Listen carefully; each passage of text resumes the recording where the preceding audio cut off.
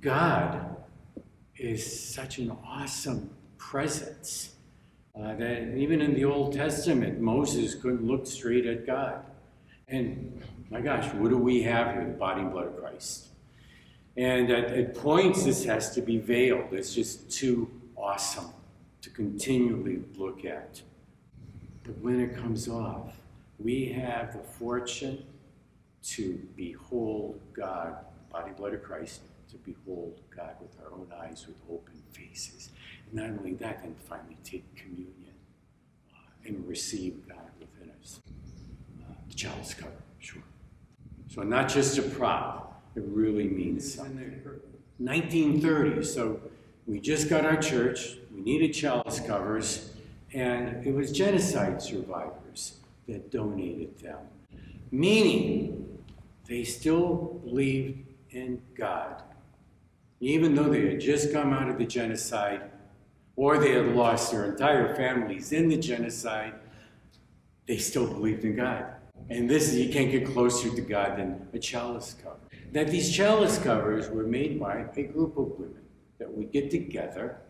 When a chalice cover was to be donated, they would get together in a home, they would sit in a circle, and they would slowly do all of these beads and this intricate work while singing spiritual hymns.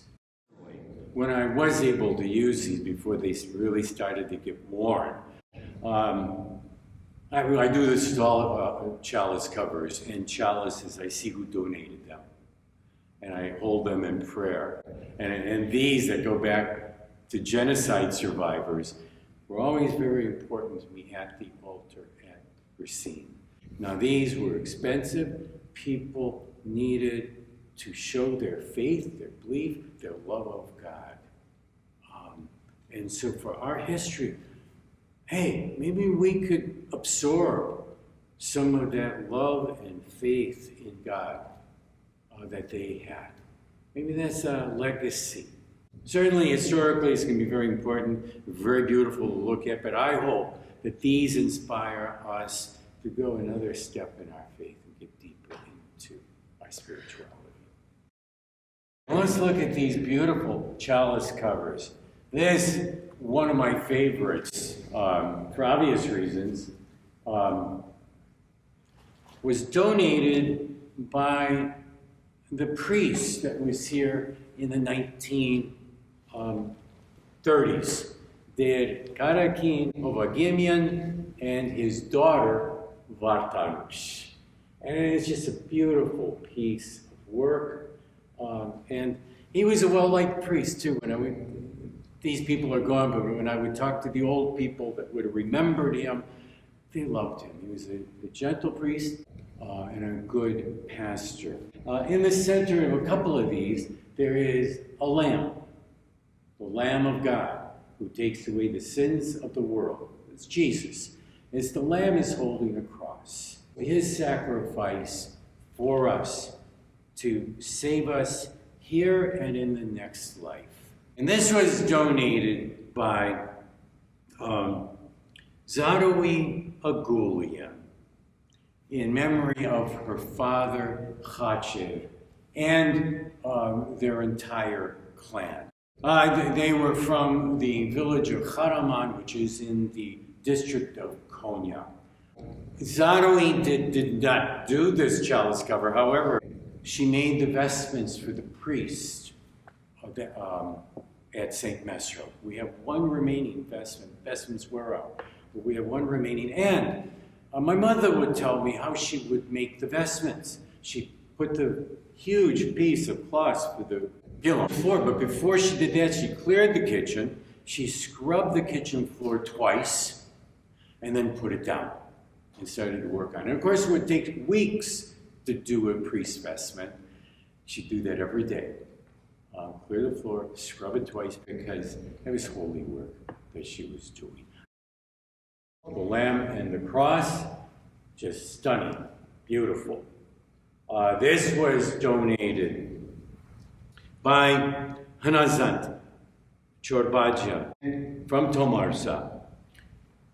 I don't know her, I don't know her at all. But I read something about her. Somebody wrote down that was with the Chalice that she was a very dedicated woman. She loved God. She was a survivor of the genocide and loved God and had deep faith. And she hoped that there would be healing through this gift.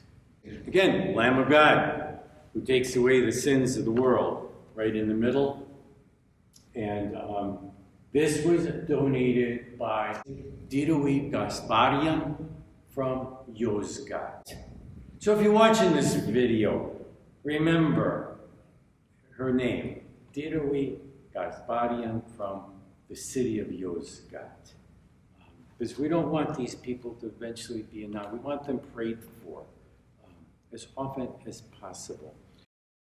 Tomarsa, Konya, Karaman, Yozgat. They were cities in historic Armenia, our land. That's why they always put in where they were from. Isn't that interesting? They must have missed it deeply. The land that they had lived on for thousands of years.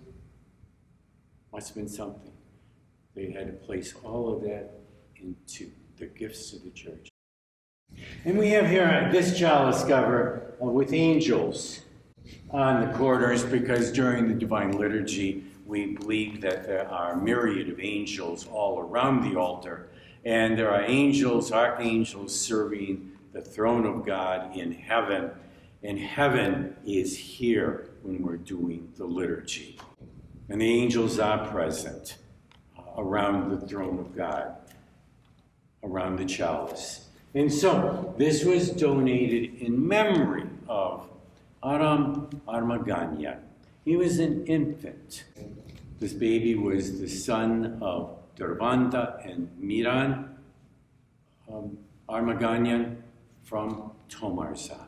They lost a little boy in 1924, about 6 months old, and later then, in 1934, they donated, 10 years later, they donated this chalice cover in memory of their child.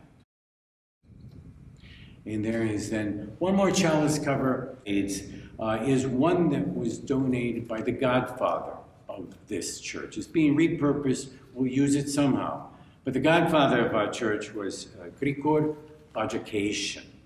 And he donated it in memory of his first wife, Elise Bajacation, and also in memory of Miss Alavni Bajacation.